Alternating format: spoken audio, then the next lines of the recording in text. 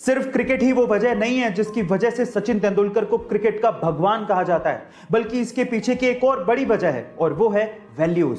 इसे एक एग्जांपल से मैं आपको समझाने की कोशिश करता हूं। जब 1996 के वर्ल्ड कप में बहुत सारी टोबैको और सिगरेट कंपनीज क्रिकेटर्स को एंडोर्समेंट के लिए या फिर एडवर्टीजमेंट के लिए अप्रोच कर रही थी, तो बहुत से नामी क्रिकेटरों ने इन्हीं सिगरेट और टोबैको कंपनीज के स्टिकर लगा लगा के बैटिंग की थी और इन कंपनीज को एंडोर्स किया था। लेकिन सचिन तेंदुलकर ने ऐसा नहीं किया।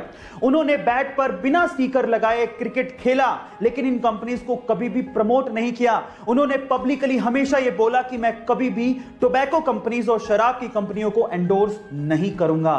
इसे ही कहते हैं वैल्यू, और इसी वजह से सचिन तेंदुलकर को क्रिकेट का भगवान कहा जाता है। गाइस, आपको ये इंफॉर्मेशन कैसी लगी चैट सेक्शन में जरूर लिखिएगा। बॉलीवुड में आपके बहुत से ऐसे चहेते स्टार्स हैं जिनका रियल नेम कुछ और ही है और आप उन्हें किसी और ही नाम से जानते हैं, जैसे अमिताभ बच्चन जिनका रियल नेम इंकलाब बच्चन है, अक्षय कुमार जिनका रियल नेम राजीव हरिओम भाटिया है, सलमान खान जिनका रियल नेम अब्दुल राशिद सलीम सलमान खान है, इसके अलावा रजनीकांत जिनका रियल नेम शिवाजी राव गायकवाड़ है, और टाइगर श्रॉफ जिनका रियल नेम जय हेमंत श्रॉफ है। गाइस, आपको बॉलीवुड की नेमिंग मिस्ट्री कैसी लगी चैट सेक्शन में जरूर लिखिएगा। जब आपको इंटरनेट पे कुछ सर्च करना होता है तो आप कहां जाते हो? ऑब्वियसली दुनिया के सबसे बड़े सर्च इंजन गूगल पे। लेकिन क्या गूगल की भी खुद की कोई फुल फॉर्म होती है? चलिए मैं आपको बताता हूं। इसकी भी एक फुल फॉर्म है और वो है global organisation of oriented group language of earth. लेकिन ये इसकी ऑफिशियल फुल फॉर्म नहीं है।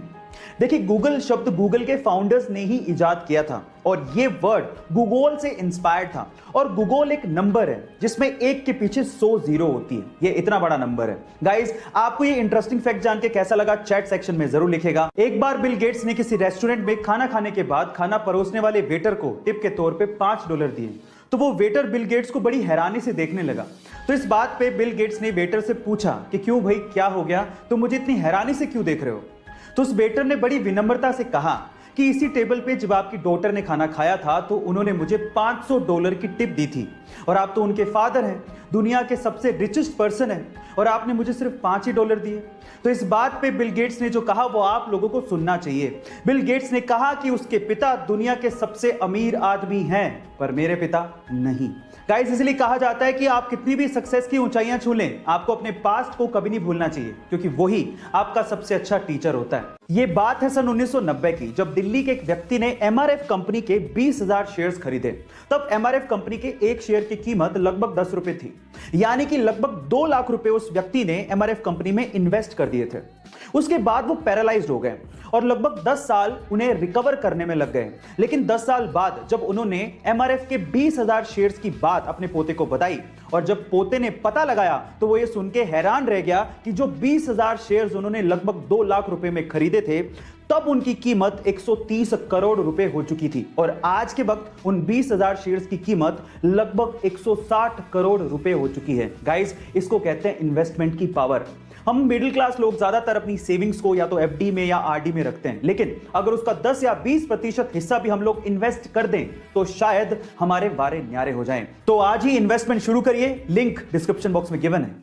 सोने की शुद्धता को हम लोग कैरेट में परखते हैं, लेकिन कितने कैरेट में कितना प्योर गोल्ड है ये हमें कैसे पता लगेगा? चलिए मैं आपको बताता हूं। सबसे पहले होता है 24 कैरेट गोल्ड, जिसमें 99.9% तक प्योर गोल्ड होता है। अब इससे खरा सोना है ही नहीं, लेकिन इतना सॉफ्ट होता है कि इससे ज्वेलरी नहीं बनाई जा सकती।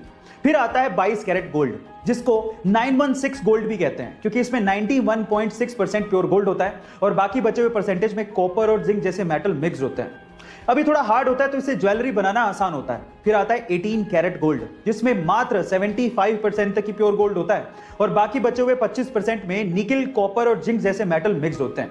यानी कहने का मतलब यह है कि जैसे जैसे कैरेट घटता जाएगा, सोने की शुद्धता भी घटती जाएगी और साथ ही साथ सोने की चमक भी घटती जाती है। गाइस, आपको ये इन्फॉर्मेशन कैसी लगी चैट सेक्शन में जरूर लिखेगा, और ऐसे अमेजिंग वीडियोस के लिए यूट्यूब पे हमारे चैनल को सब्सक्राइब कर लीजिएगा, वीडियो को शेयर करिएगा और लाइक करना मत भूलिएगा। मिलते हैं अगली वीडियो में।